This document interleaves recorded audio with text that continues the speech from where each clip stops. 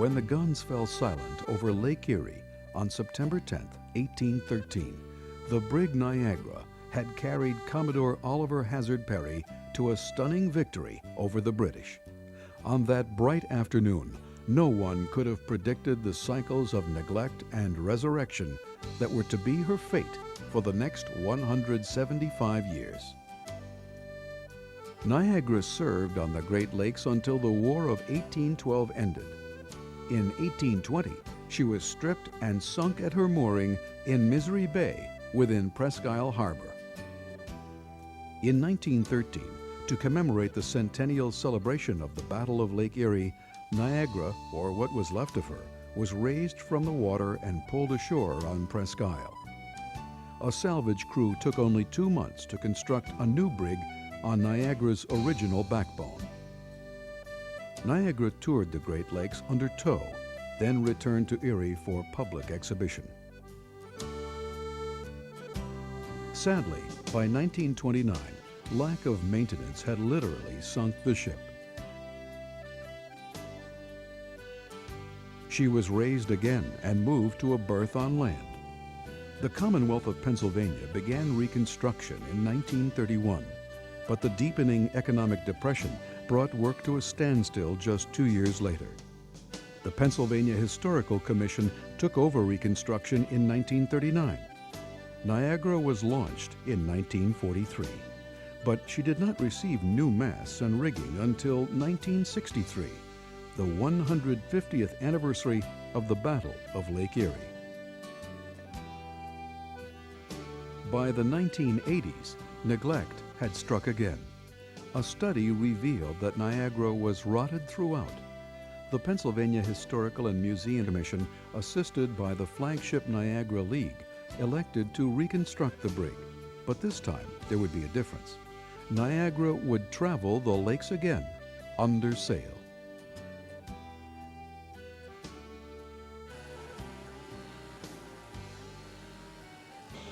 Workers sawed, pounded, ripped, and pried. But nothing could be salvaged. In order for Niagara to sail again, she would have to be completely rebuilt, using all new materials. Some original timbers had been set aside during an earlier restoration. Measured, documented, and carefully conserved, the timbers were eventually embedded within the hull of the new Niagara, forging a very real link to that first valiant brig. Shipbuilder Melbourne Smith presided over the ship's design and construction. The lofting of the ship took place in downtown Erie. The ship's design was laid out full-size on the floor of a loft. Working from drawings, craftsmen made the plywood templates they would use to cut and shape the ship's timbers.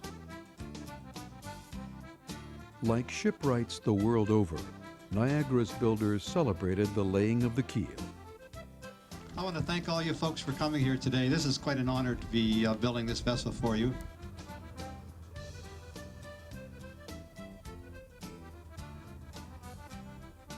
But the day the first section of the frame was set upon the keel required their utmost concentration.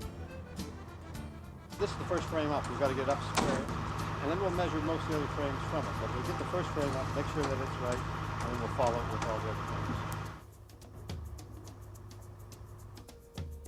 The frame sections, or futtocks, were cut from blocks of laminated southern yellow pine. Carpenters clamped and joined the futtocks and then planed the finished sections. By July, the ship was framed, and workers laid the keelson, which clamps the frames into place on the keel.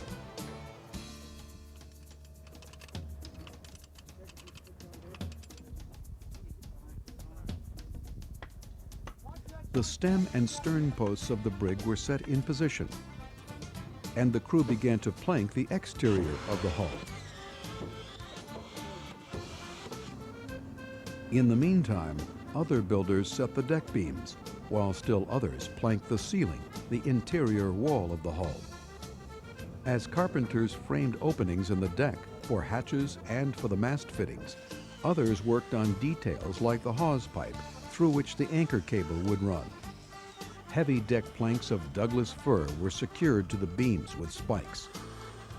Carpenters countersunk each spike and then sealed the recess before inserting a wooden plug.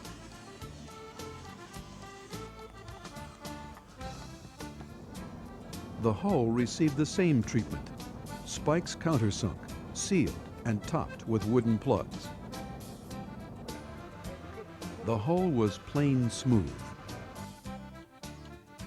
Soon, the shipyard rang with the distinctive sound of the caulking hammer as hundreds of yards of oakum and cotton caulking were driven into the seams between the planks. And then, the paint crew went to work. And finally, the rudder was hoisted into position. Niagara was ready for launch. Thousands cheered as Niagara was christened on September 10, 1988, 175 years to the day since her historic battle against the British Navy.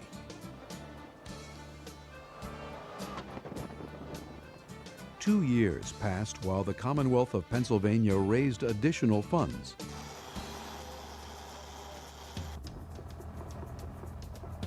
In 1990, work began on the ship's sails and rigging. The new Niagara was first sailed in July 1990. Today, equipped with auxiliary engines and modern navigational devices, she sails the Great Lakes and the eastern seaboard, a living monument to the men who served in 1813, and to the vision of those who believed she would sail again.